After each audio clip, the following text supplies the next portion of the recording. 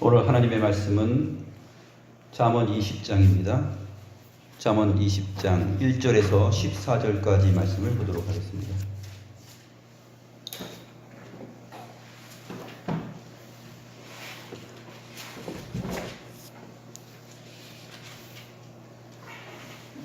잠언 20장 1절로 14절까지 말씀입니다. 제가 하나님의 말씀을 받들어 읽겠습니다. 포도주는 거만하게 하는 것이요 독주는 떠들게 하는 것이라. 이에 미혹되는 자마다 지혜가 없느니라. 왕의 진노는 사자의 부르짖음 같으니 그를 노하게 하는 것은 자기의 생명을 해하는 것이니라. 다툼을 멀리하는 것이 사람에게 영광이거늘 미련한 자마다 다툼을 일으키느니라. 게으른 자는 가을에 밭 갈지 아니하나니 그러므로 거둘 때에는 구걸할지라도 얻지 못하리라. 사람의 마음에 있는 모략은 깊은 물 같으니라.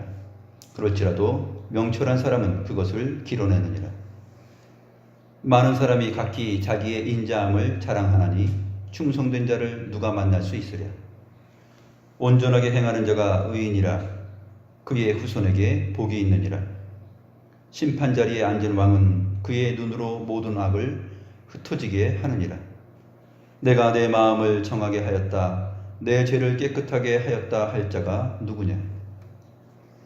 한결같지 않은 저울추와 한결같지 않은 퇴는 다 여호와께서 미워하시느니라. 비록 아이라도 자기의 동작으로 자기 품행이 청결한 여부와 정직한 여부를 나타내느니라. 듣는 귀와 보는 눈은 다 여호와께서 지으신 것이니라. 너는 잠자기를 좋아하지 말라. 내가 빈궁하게 될까 두려우니라. 내 눈을 뜨라. 그리하면 양식이 족하리라. 물건을 사는 자가 좋지 못하다 하다가 돌아간 후에는 자랑하느니라.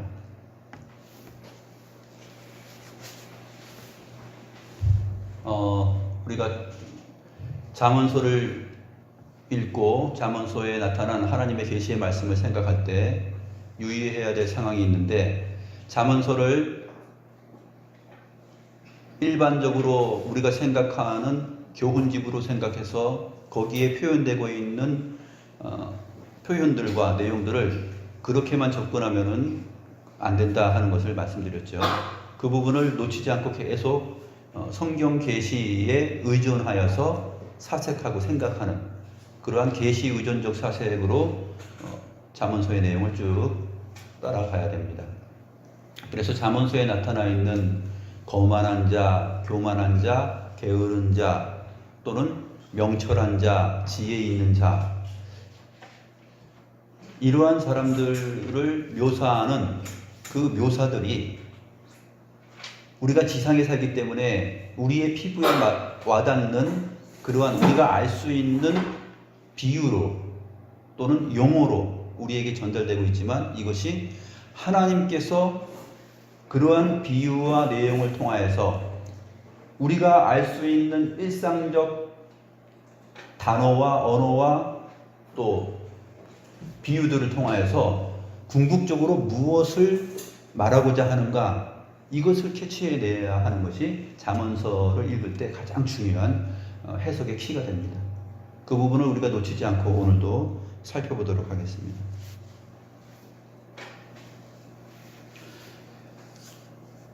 1절에 20장 1절 포도주는 거만하게 하는 것이요 독주는 떠들게 하는 것이라. 이에 미혹되는 자마다 지혜가 없느니라 라고 했습니다. 그래서 여기서 거만함과 또 떠들게 된다, 그 다음에 지혜, 우리가 알 수 있는 단어들이 나오죠. 그 다음에 포도주도 나오고 독주도 나옵니다. 일반적으로 생각했을 때 포도주와 독주를 먹고서 막 자기 마음대로 떠들면서 난폭하게 활동하는 사람들을 한번 떠올려 보세요. 근데 그 사람들이 왕 앞에서 그렇게 한다고 생각해 보세요. 포도주와 독주를 먹고 왕 앞에서 난폭하게 또 거만하게 행동하는 사람이 있다 생각해 보세요. 그러면 왕이 노하겠죠. 그렇게 지금 진행을 하고 있는 것입니다. 왕이라는 단어가 오늘 본문 안에서 2번 나오고, 그 왕이 누구냐 했을 때 여호와다라는 것을 한번 말합니다. 한번 볼까요? 2절에서 왕의 진노는 사자의 부르짖음 같으니 이렇게 되어 있고, 그 다음에 8절에 가면 이제 그 진노하시는 사자의 부르짖음이 심판하시는 왕으로 나타납니다. 그래서 8절에 심판 자리에 앉은 왕은 이렇게 묘사가 됩니다. 그리고 나서 10절에 한결같지 않은 저울추와 한결같지 않은 되는 다 여호와께서 미워하시느니라 하면서 여호와께서 진노하시고 미워하시는 것을 설명하죠. 그래서 여기서 말하고 있는 것이 친절하게 이제 이 왕이 그냥 세상의 왕을 말하는 것이 아니라 일반적으로 왕 앞에서 그러한 일이 일어났을 때 왕이 얼마나 진노하고 그를 가만히 놔두지 않겠는가, 그러한 것들을 일반적으로 접근하게 만듭니다. 근데 일반적인 내용으로 끝나지 않고 그것이 여호와에게로 연결되면서 여호와의 마음과 또 여호와께서 하나님의 백성들에게 요구하시는 그 지혜의 내용과 말씀으로 안내를 하고 있는 것이 이제 잠언서입니다. 오늘 말씀도 그러한 것들을 주목해 봐야 됩니다. 1절에 포도주는 거만하게 한다. 포도주가 다 거만하게 하는 것은 아니죠. 그런데 여기서 말하고자 하는 포인트가 있기 때문에 포도주를 먹게 되면 우리가 기분도 좋아지고 그러지 않습니까? 그러나 이것은 지나친 것이죠. 거만으로 나아가는 그러한 것들을 묘사하고 있습니다. 독주는 떠들게 한다. 막 포도주 먹고 술 취한 사람들이 막 떠들고 하는데 이게 단순히 떠드는 게 아니라 어떤 묘사냐면 파도가 그 바다하고 땅의 경계가 있지 않습니까? 파도가 마치 바람에 몰려와서 큰 파도가 바위를 치고 땅을 마치 넘어서 자기가 그 힘으로 내가 저 육지, 저 땅을 넘어가리라 하면서 파도가 밀려와서 치는 것처럼 그렇게 요란하게 난폭하게 한다. 그런 표현이에요. 그러니까 포도주는 거만하게 하는데 이 거만함을 어떻게 묘사하냐면 날뛰게 한다, 난폭하게 한다, 이렇게 묘사하고 있습니다. 여기에 미혹되는 자마다 지혜가 없다라고 말하면서 해석의 그 키를 선물로 줍니다. 지혜가 없다. 지혜가 없다라는 것이 무엇인가? 잠언서를 보면서 욥기 28장 28절을 우리가 함께 살펴보았습니다. 지혜가 없다? 주를 경외하는 것이 지혜다 그랬어요. 그러니까 여호와를 경외하는 것이 지혜인데 그것이 없다라고 설명을 하고 있는 것입니다. 에베소서 5장 18절 말씀을 보게 되면 술 취하지 말라 이는 방탕한 것이니 오직 성령의 충만을 받으라 라고 되어 있죠. 근데 그 전후 문맥을 보게 되면 어떻게 되어 있냐면 술 취하지 말라, 성령의 충만을 받으라 하는 것이 너희들의 빛의 자녀들이다. 너희들은 세상에 살고 있지만 빛의 자녀들처럼 행해야 된다 하는 것이에요. 성령의 충만을 받는다라는 것을 그 앞에 문맥을 살펴보게 되면은 하나님의 백성들이 하나님을 경외하면서 빛의 자녀들처럼 어떻게 살아야 될 것인가 하는 것을 잘 설명해 주고 있습니다. 그래서 에베소서 5장 18절에 이르기 전에 5장에 있는 내용들을 잘 유념하면 그것이 술 취하지 말라 방탕한 것이다 라는 그 표현을 잘 알 수 있고, 이것이 오늘 잠언서 20장 1절에서 말하고 있는 포도주는 거만하게 하는 것이요 독주는 떠들게 아주 날뛰게 난폭하게 하는 것이요 이에 미혹되는 자마다 지혜가 없다. 즉 여호와를 경외하지 않는 삶을 살아가고 있는, 방자하게 하나님 없이 내가 인생의 주인이고 내가 힘을 가졌고 내 힘으로 내가 이제 바다의 파도예요. 내가 힘이 이렇게 센데 내가 저 육지를 한번 넘어가리라 하는 거죠. 확 몰아쳐서 확 넘어갑니다. 튀기면서 자기를 드러내죠. 그렇게 인생이 술 취하여서 그러는 경우가 있는데 누구 앞에서 그러냐면 왕 앞에서 그런다는 것입니다. 그러니 왕 앞에서 사람이 그렇게 행동하면 얼마나 지혜가 없는 것인가 하는 것을 잠언서가 묘사를 해주는 것입니다.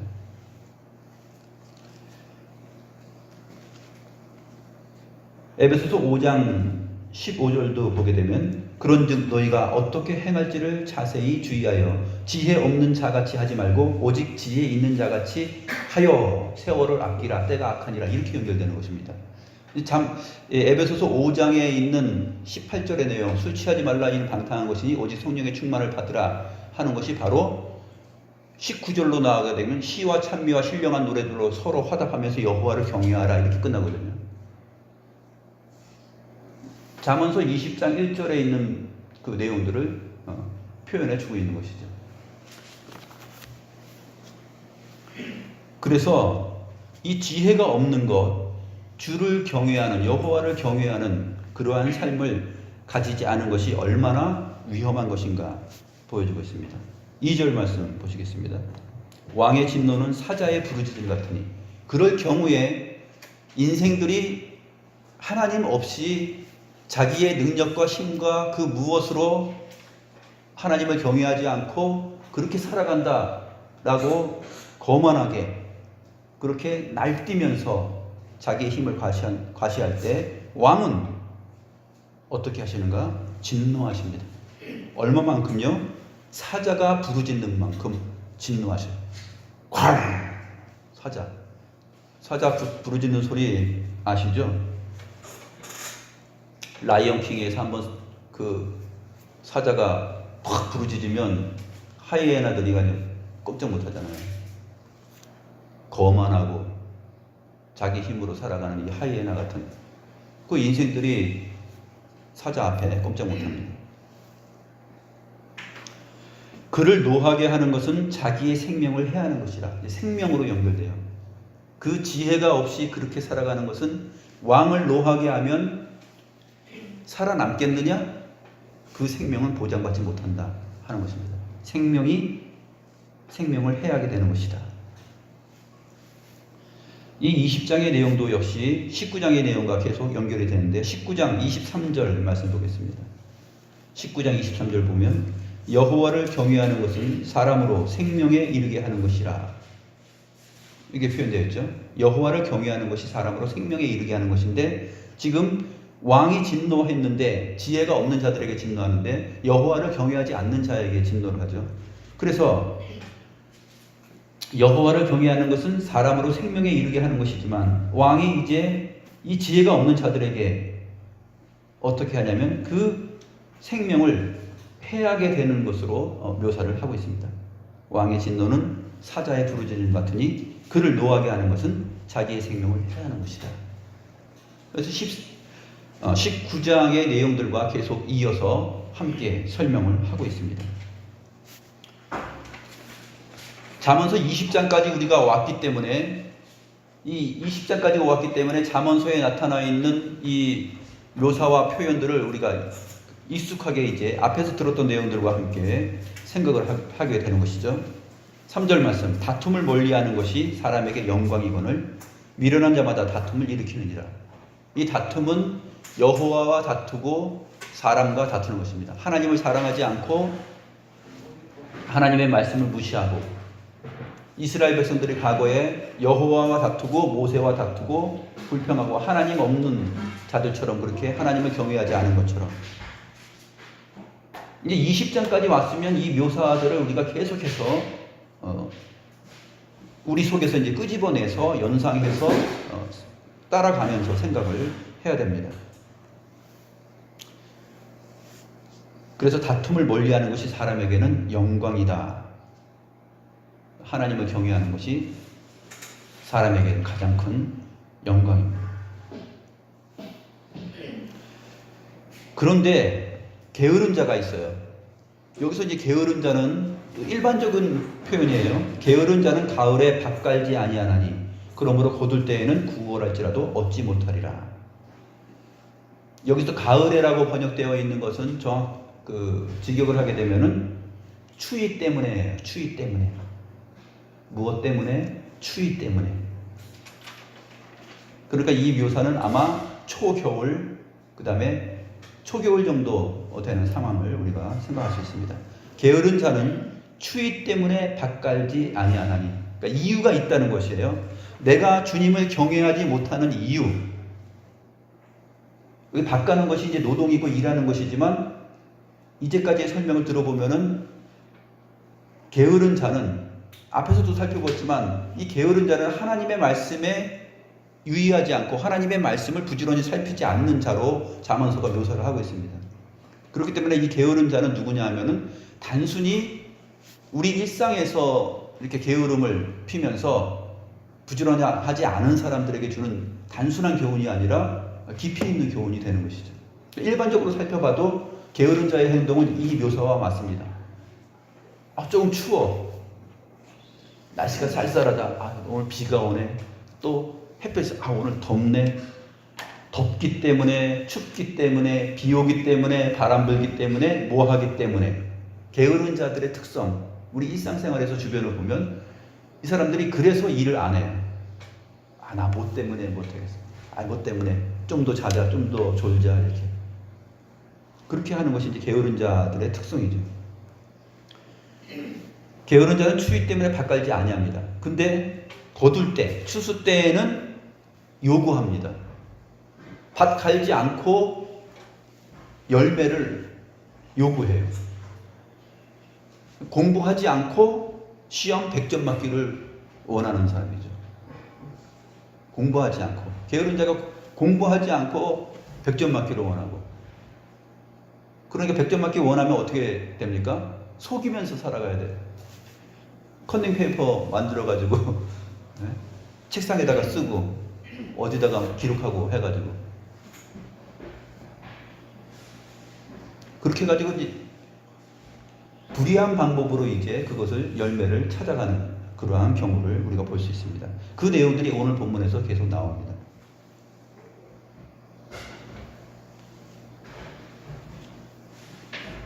그런데 이러한 거만하고 하나님 앞에 거만하고 미혹을 받고 날뛰면서 살아가는 이러한 사람들을 미련한 사람이라고 표현하죠. 3절에서는 미련한 자마다 이렇게 표현하는데 4절에서는 그러한 자를 또 다시 바꿔서 게으른 자 이렇게 묘사하는 것입니다. 하나님을 경외하지 않는 사람들을 다양하게 묘사를 해주고 있어요. 거만하고 그 다음에 날뛰면서 난폭하게 인생을 살고 3절에서는 그것이 하나님 여호와와 다투고 또 사람을 사랑하지 않는 그러한 미련함이 있고 그 다음에 4절에 가서는 게으름으로 또 묘사하고 여호와를 경외하지 않는 인생을 이렇게 계속해서 단계적으로 다방면으로 묘사를 해가고 있습니다. 그래서 이 지혜 없는 자들의 이러한 것들을 살필 수 있는 사람이 있는데 누구냐면 명철한 사람입니다. 5절 말씀 사람의 마음에 있는 모략은 깊은 물 같으니라 그럴지라도 명철한 사람은 그것을 길어내느니라. 사람의 마음속에 있는 모략, 이것은 모략이라는 말은 계획, 경영, 그 다음에 방책이에요. 내가 이렇게 하면 되겠구나. 추위 때문에 일은 하지 않지만 그래도 내가 먹고 살아야 되고 열매를 얻어야 되니까 그 다음에는 게으르기 때문에 정상적인 방법으로 하지 않고 다른 방법으로 하는데 그 묘수를 생각합니다. 방책 어떻게 할까? 이렇게 하면 되겠구나 하고서 방책을 생각하는데 그 내용이 10절하고 14절이에요. 한결같지 않은 저울추와 한결같지 않은 대. 이렇게 해서 내가 추위 때문에 밭 갈지 않았지만 내가 돈을 벌 수 있는 방법은 없는 것이 아니라 있구나 하면서 이렇게 사는 것이죠. 그런데 그러한 사람의 마음에 있는 모략, 그 계획, 경영, 방책 그것이 깊은 물 같아요. 그 사람 마음속에 그게 딱 있기 때문에 게으른 자 마음속에 난폭하고 거만한 자 마음속에 하나님을 경외하지 않기 때문에 하나님의 율례와 법도 하나님의 말씀이 하나님께서 내신 그 율법의 말씀 너희들은 이렇게 살아라 하고 주신 율법의 내용들이 많지 않습니까? 그 내용을 이제 거부하면서 살아가는 것인데 그 마음속에 있는 것이 깊은 물 같아요. 그래서 그것을 헤아리고 끄집어 올려서 파악할 수 있는 자는 없어요. 근데 명철한 자가 그것을 한다 그래요. 그럴지라도 명철한 사람은 그것을 길어내느니라. 성경에 좋은 예가 있는데 이 잠언서의 기록자가 누구입니까? 솔로몬이죠. 솔로몬을 우리는 이 저자를 바로 생각하면 됩니다. 열왕기상 3장 24절에서 28절 말씀 보게 되면 솔로몬의 유명한 재판이 나옵니다. 하나님을 경외하지 않는 자가 있죠. 두 여인이 아기를 낳습니다. 며칠 사이로 한 아이가 먼저 태어나고 그 다음에 며칠 뒤에 또 여인이 아이를 낳습니다. 근데 두 여인이 자다가 나중에 아이를 가진 그 엄마가 자다가 자기 아기를 깔아뭉개서 죽였어요. 그런데 자기 아기가 죽은 것을 보니까 안 되겠다 해가지고 바꿔치기 하죠. 죽은 자기 아기 대신에 살아있는 아이를 데려옵니다. 그렇게 해서 나중에 알고 보니까 이제 재판이 열리죠. 억울하니까 내가 분명히 아는데 이 죽은 아이는 내 아이가 아니에요 하면서 이제 얘기하면서 시비가 붙습니다. 다툼이 붙죠. 다툼이 붙었는데 그것을 누가 해결할 수 있는가? 지혜와 명철을 구한 솔로몬이 해결합니다. 어떻게 해결합니까? 칼로 이 아이를 반을 나눠라. 칼로 이 아이를 반쪽에서 나눠 가져라. 그렇게 얘기하니까 진짜 엄마는 어떡합니까? 아이고 안 돼요. 자기 아이가 분명하니까 그냥 저 엄마에게 주세요. 솔로몬이 명철한 사람으로서 그 깊은 물에 있는 그 악한 여인이 가졌던 그 마음과 방책 계획 그 뜻을 끄집어 올립니다. 길어내요. 깊은 물을 그 속에 있는 깊은 물 그거를 갖다가 끌어올립니다. 그 얘기를 지금 하고 있는 것이에요. 사람의 마음에 있는 모략 그것은 깊은 물과 같은데 이것을 누가 끄집어낼 수 있는가? 명철한 자가 하는데 명철한 자 자신이 하는 것이 아니라 성경을 보게 되면 어떻게 되어 있습니까? 하나님께서 솔로몬에게 지혜와 명철을 주셨다 이렇게 기록하고 있습니다. 솔로몬 자신이 한 것이 아니라 하나님께서 하신 것이죠. 사람을 통해서 그 명철한 자를 통해서 하신 것입니다. 그래서 5절 말씀에 모략이라 되어 있는 것이 이제 계획이라는 단어인데 19장에서 이 부분을 표현합니다. 19장 21절 보시면 사람의 마음에는 많은 계획이 있어도 오직 여호와의 뜻만이 완전히 서리라 그랬어요. 같은 단어예요. 사람의 마음에는 많은 계획, 많은 모략이 있어도 오직 여호와의 뜻만이 완전히 선다. 그 깊은 물 같은 그 계획, 거만하고 날뛰고 그 다음에 미련하여서 하나님의 지혜를 거부하고 주의 말씀을 거부하고 여러 가지 이유를 대면서 여호와 경외하기를 싫어하는 그러한 인생들에게 그 깊은 계획들, 자기들이 이렇게 방책을 내고 저렇게 방책을 내고 어떻게 해서든지 하나님으로부터 멀리 떨어지려고 하는데 결국 그것은 자기의 생명을 해하는 것인데 그렇게 한단 말이에요. 생명을 해하는 것인데 생명이 있으면 뭐냐면 하나님을 예배하고 하나님을 믿는 것, 그 안에 하나님 안에 생명이 있죠. 근데 그것을 거부하는 것을 묘사해 주고 있습니다. 21장 2절 3절도 보시면 사람의 행위가 자기 보기에는 모두 정직하여도 여호와는 마음을 감찰하시느니라. 공의와 정의를 행하는 것은 제사 드리는 것보다 여호와께서 기쁘게 여기시느니라. 공의와 정의를 행하는 것을 제사 드리는 것보다 여호와께서 기쁘게 여기신다. 그러니까 제사는 드리고 때 되면 절기가 되고 그러면 그 절기에 맞는 구약 율법을 따라서 제사를 드리지만 사랑과 정의와 공의를 잃어버리는 그러한 삶을 사는 사람들이 있죠. 그것은 안 된다는 것이에요. 서기관과 바리새인들을 책망하는 마태복음 23장에 있는 내용입니다. 박하와 회양과 근처에 11조는 드리지만 의와 인과 신은 버렸다. 정의와 공의와 사랑은 버렸다. 그렇게 말하는 하나님의 말씀을 기억할 필요가 있습니다.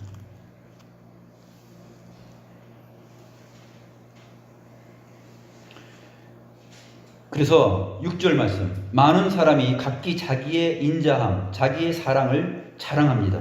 나는 하나님을 사랑해요. 나는 사람들을 돕고 사랑해요. 하면서 각기 자기의 인자함을 자랑합니다.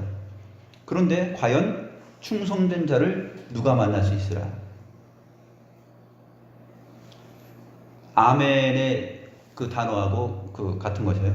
이것은 참입니다. 진실합니다. 에무나라는 단어인데, 충성된 자는 진실한 자예요. 이거 진실입니다 하는 뜻이에요.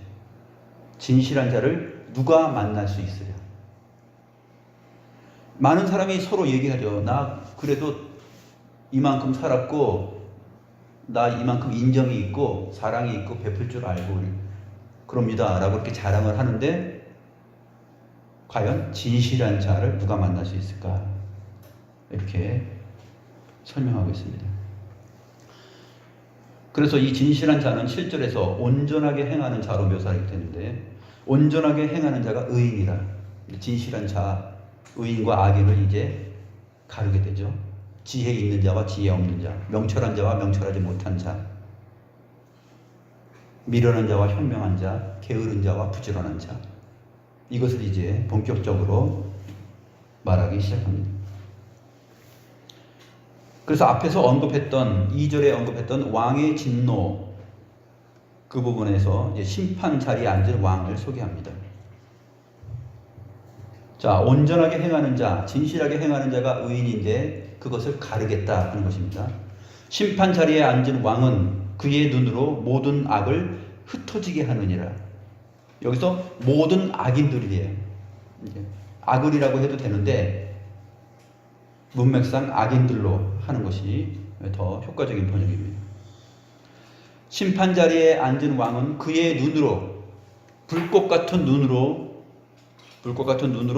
모든 악인을 흩어지게 한다. 이 흩어지게 한다라는 단어는 키질한다는 뜻이에요. 키질해서 찌꺼기는 날아가고 알맹이만 남게 한다. 그런 뜻입니다. 이 같은 내용을 26절에서 하는데, 26절 보겠습니다. 20장 26절. 오늘 8절에 심판 자리에 앉은 왕은 누구냐면 지혜로운 왕으로 설명이 되고 있습니다. 지혜로운 왕은 악인들을 키질하며 했을 때 자라라는 이 단어인데, 오늘 8절에 흩어지게 한다라는 이 단어하고 같은 단어예요. 그러니까 흩어지게 한다, 키질한다, 이 부분을 똑같이 번역을 한글로 번역을 해줬으면 더 효과가 있었겠죠. 심판 자리에 앉은 왕은 그의 눈으로 모든 악인들을 키질한다. 그래서 26절로 가서 지혜로운 왕은 악인들을 키질하며 타작하는 바퀴를 그들 위에 굴리느니라. 타작하고 바퀴를 굴려가지고 알맹이와 껍데기를 다 갈라내서 그 분별해내죠. 알아볼 수 있게끔 분별해냅니다.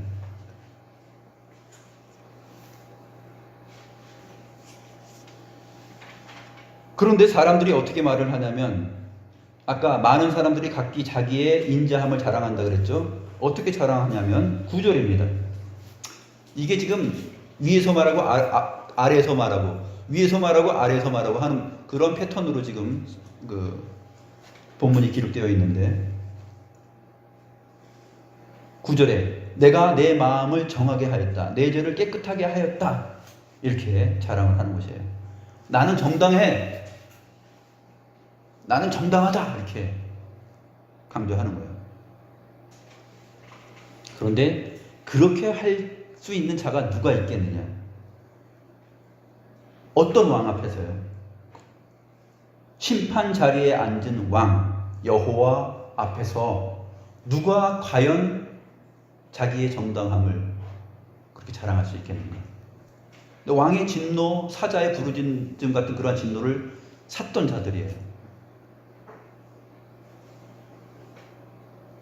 앞에서 설명했던 내용들을 쭉 우리가 연상해 보면 이 부분을 이해할 수가 있습니다. 그래서 이 게으른 자가 추위 때문에 밭갈지 않고 추수 때에 열매를 요구하는, 이렇게 어리석고 미련한 자로 사는데, 이제 마음속에 그가 계획과 그 모략이 있어요. 방책이 있습니다. 어떤지 10절에서 설명합니다. 한결같지 않은 저울추, 한결같지 않은 퇴. 이것은 뭐냐면 추와 추, 돌과 돌, 그 다음에 퇴는 이제 에바예요. 에바. 성경에서 에바 나오죠. 이렇게 양을 재는 것입니다. 그것을 갖다가 번역을 퇴로 했어요. 에바라는 단어인데, 이게 돌과 돌, 에바와 에바. 그러니까 하나를 준비해야 되는데 둘을 준비하는 거예요. 왜 둘을 준비합니까? 비스무리한 게 속이려고. 추와 추를 준비해요. 바꿔치기 하고, 또 필요에 따라서 자기가 같은 건데, 저울도 보게 되면 똑같은, 눈으로 볼 때는 저울이에요. 근데 여기서도 눈으로 볼 때는 똑같아 보이는 돌이에요. 근데 무게가 틀리겠죠. 무게와 길이, 이런 것들이 틀릴 것입니다. 재보면 금요일날 제가 추정 60분을 우연히 보게 됐는데, 거기에 대동맥 스텐트 시술하는데, 사람 몸속에 들어가는, 대동맥 안에 들어가는 스텐트를 만드는 제품 회사가 있는데, 이 사람들이 허가를 받지 않고 계속해서 병원과 연계해가지고 이것을 계속 납품해서 몇십억을 벌어요. 허가도 안 된 거. 근데 나중에 추적해서 알아보니까 그 필요한 길이와 길이가 다 틀려요. 사이즈가 틀린데 그 사이즈를 갖다가 그 사이즈라고 속여서 팔아요. 그런 것들이 이제 인체 속에 들어가는 거예요. 대동맥 사이에. 그러니까 이것이 나중에는 문제가 생기고 사람들에게 부작용이 온다고 합니다. 그런 것을 지금 10년 넘게 그렇게 돼 있는데, 그 전에 시술받았던 그 부작용을 일으킨 사람들이 그런 경우들이 많대요. 그러니까 허가받지 못한 그러한 내용으로 인해서 오늘 그 내용을 하는 것입니다. 한결같지 않은 저울추와 한결같지 않은 퇴. 레위기 19장 35절과 36절에서 잘 말해주고 있는데, 하나님의 율법을 어긴 것입니다. 레위기 19장 35, 36절을 보면, 너희는 재판할 때나 길이나 무게나 양을 잴 때 불의를 행하지 말고, 속이지 말라는 얘기죠. 재판할 때도 길이나 무게나 양을 잴 때 공평한 저울과 공평한 추와 공평한 에바, 여기 되로 번역된 것이 오늘 여기 레위기에서는 그냥 에바로 번역이 됐습니다. 공평한 에바와 공평한 흰을 사용하라. 나는 너희를 인도하여 애굽 땅에서 나오게 한 너희의 하나님 여호와니라. 하나님께서 너희를 출애굽 구원하여 주시는 그 은혜를 베풀었는데, 너희가 세상에 살면서 그렇게 살아가면 되겠냐? 그러면 왕의 진노가 사자에 부르짖는 것 같이 나타나지 않겠냐? 결국 너희의 생명이 멸절되지 않겠냐? 그 얘기를 한 것입니다. 그 심판 자리에 앉은 왕이 너희를 키질해서 흩어버릴 것이다. 너희의 생명이 살아남을 수 있겠냐? 하는 것입니다. 복음서에서 마지막 때에 하나님께서 키질하게 되면 쭉정이는 날아가고 알곡은 남는다. 그런 심판을 묘사하고 있지 않습니까? 그 왕이 우리 주님이시죠. 여호와.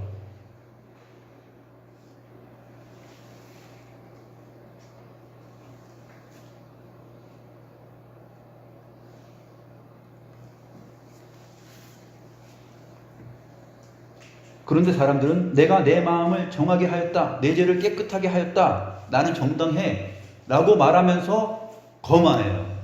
이게 거만이에요. 난폭하게 살아요. 무슨 말이야, 난 떳떳한데 하면서 막 진리의 말씀을 삼킬 듯이 하나님의 말씀 앞에서 난폭하게 해. 왕 앞에서. 왕이 어허 이놈 봐라 부르짖죠. 심판자리에 앉아서 키질합니다.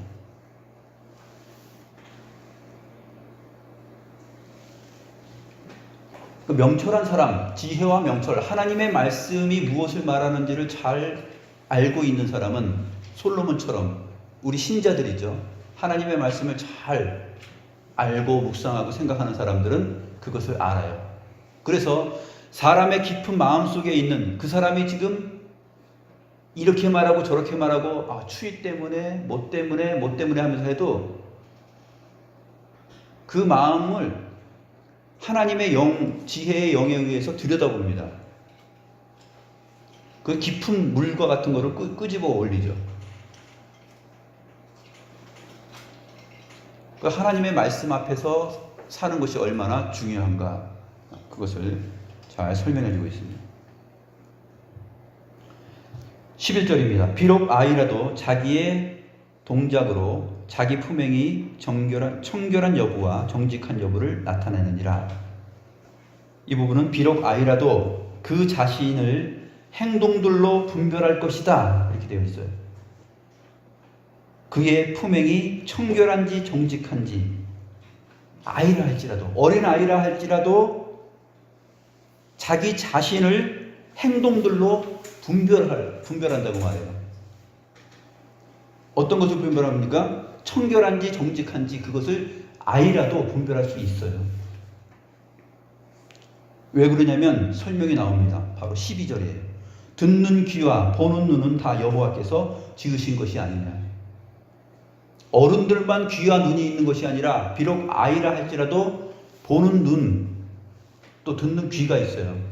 그래서 비록 아이라 할지라도 그 행동들로 자기가 모르지 않고 자기가 분별해냅니다. 내가 이렇게 하는 것이 지금 깨끗한 건지 청결한 건지, 그 다음에 정직한 건지. 아이들이 모를 것 같아요? 아이들이 다 알죠. 어른이나 아이들이나 다 똑같아요. 한결같지 않은 저울추, 그 속임, 길이나 두께나 무게나 이러한 것들로 속이지 말라 그랬는데, 하나님을 속이는 것을 인생을 살아갈 때 아이라 할지라도 자기 친구들과의 관계 속에서, 또 어른을 대할 때, 학교에서 선생님 대할 때 아이라 할지라도 자기가 그것을 모르느냐? 안다 하는 것입니다. 왜냐하면 그에게 하나님께서는 귀도 주셨고 눈도 주셨어요.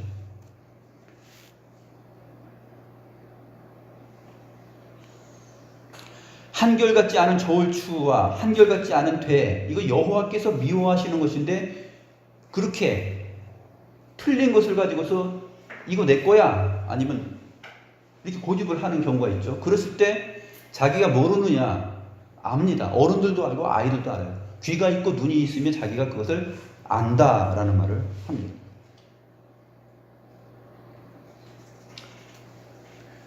그런데 게으르고 미련하고 이 거만한 자는 그 하나님께서 분별하도록 주신 귀와 눈, 들을 수 있는 거, 볼 수 있는 거, 보기도 하고 듣기도 하고 알기도 하는데 그렇게 살지 않는다는 것이에요.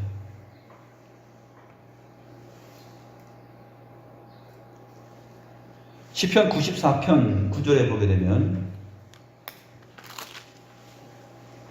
귀를 지으신 이가 듣지 아니하시랴, 눈을 만드신 이가 보지 아니하시랴, 이렇게 말합니다.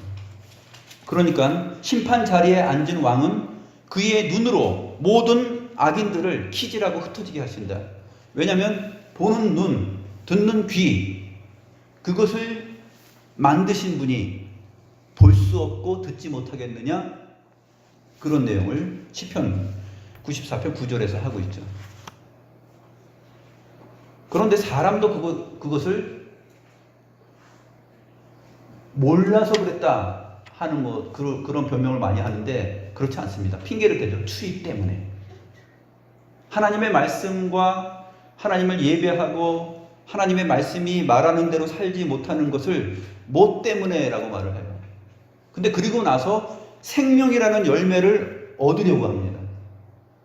추위 때문에 밭갈지 않았는데 근데 그 생명을 얻고 싶어요. 산출해내는 생명을.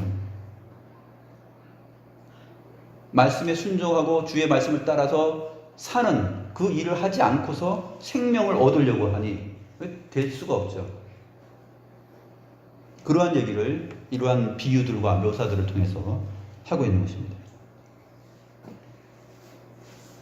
먼저 한 군데 보겠습니다. 14절. 10절 같은 경우에는 물건을 파는 사람의 입장이죠. 한결같지 않은 저울추와 한결같지 않은 대로 이제 물건을 팔 때 그렇게 합니다. 그런데 파는 입장이 아니라 사는 입장도 얘기해요. 14절입니다. 물건을 사는 자가 좋지 못하다 하다가 돌아가는 후에는 자랑해요. 보는 눈이 있어요. 눈이 있고 귀가 있어요. 그래서 이 물건이 정말 가격이 싸고 품질이 좋은 것이다. 귀로 들어서 알기도 하고 눈으로 보아서 알기도 하는데 분별할 수 있는데 어떻게 말합니까? 물건을 살 때 좋지 못하다 하면서 더 싸게 살려고 그러죠. 더 싸게. 근데 파는 사람은 한결같지 않은 저울추를 가지고서 사는 사람처럼 똑같이 해요. 그러니까 이 장사꾼이 이렇게 살아갈 때 한결같지 않은 저울추와 대를 가지고 그렇게 살아가는 사람은 자기가 사는 입장에 소비자의 입장으로 가게 되면은 어떻게 합니까? 14절처럼 살아요. 이거 좋지 못하다 하고 나서 자기가 그것을 이유로 제시한 다음에 이제 얻은 다음에는 가서 자랑해. 이거 내가 싸게 샀다. 그놈 그것도 몰라. 내 수단에 넘어간 것이지. 자랑하죠. 그런데 그러한 방책, 계획, 그 깊은 물과 같은 인간의 그 마음을 누가 아냐면 명철한 자, 즉 하나님께서 그것을 길어낸다는 것입니다. 귀를 지으신 자가 듣지 않겠느냐? 눈을 만드신 자가 보지 못하겠느냐? 이 심판 자리에 앉은 이 왕이 왕을 노하게 하면 왕이 부르짖는 사자처럼 노하여서 그거를 흩어버린다는 것입니다. 구별해낸다. 솔로몬 왕이 그 두 여인, 한 여인의 그 악한 계획을 그 깊은 물과 같은 들여다봐도 모르는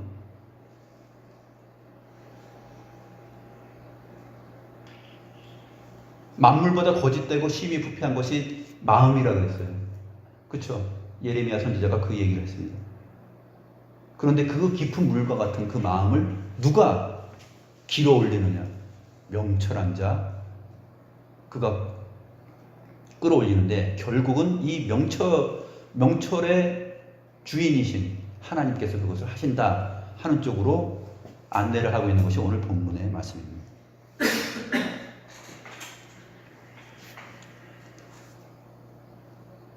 13절 말씀. 너는 잠자기를 좋아하지 말라. 내가 빈궁하게 될까 두려우니라. 될까 두려우니라 이 부분은 번역이 이게 옳지 않습니다. 내가 빈궁하게 되지 않도록이에요. 너는 잠자기를 좋아하지 말라. 네가 빈궁하게 되지 않도록 어떻게 해야 되느냐? 너의 눈을 뜨라. 그리하면 양식이 족하리라. 아까 추위 때문에 밭갈지 않았던 자가 양식을 구하죠. 추수 때 얻을 것을 구합니다. 근데 얻지 못한다 그랬어요. 그 게으른 자를 13절에서 다시 받아서 다시 한번 설명을 해줍니다. 너는 잠자기를 좋아하지 말라. 내가 빈궁하게 되지 않도록. 게으름 피우지 말라. 이유 핑계 대지 마라. 속이지 말아라. 하나님께서 감찰하신다 하는 것입니다.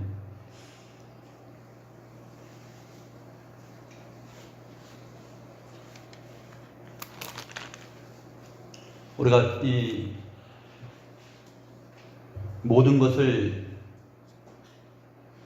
아시고 시편 139편에 보게 되면 우리의 형질이 이루기 전에, 사람의 형질이 이루어지기 전에, 모태에서 내 형질이 이루어지기 전에 하나님께서 나를 아셨다라는 그러한 표현을 하게 됩니다. 하나님은 그만큼 지혜롭고 명철하신 분이에요. 그런데 하나님을 속일 수가 없죠. 그래서 하나님의 말씀 앞에서 항상 귀를 기울이고 하나님의 말씀 앞에 눈을 떠서 게으른 삶을 살지 않고 주의 말씀을 유념하여서 인생을 살아야 됩니다. 그래야 그 지혜로운 왕이 악인들을 치질할 때 우리가 알곡으로 있지 않겠습니까? 하나님께서 악인들에 대하여서 악인들은 자기의 거만함을 자랑하면서 아하 이루었다, 아하 성공했다 그렇게 자랑할지 모르지만 마지막 때 하나님께서 그렇게 심판하실 것이다 하는 것을 잘 보여주고 있습니다. 기도하시겠습니다.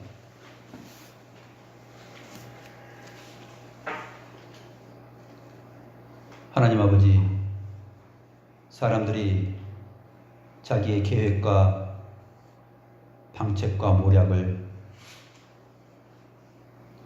심중 깊은 곳에 깊은 물처럼 간직하고 그것을 하나하나 끌어올려서 자기 만족의 삶을 산다 할지라도 그 심중 깊숙한 곳에 있는 사람의 마음을 하나님이 살피시고 그 모든 악한 것들을 끌어올려서 결국 키질하신다 하는 것을 우리가 살펴봅니다.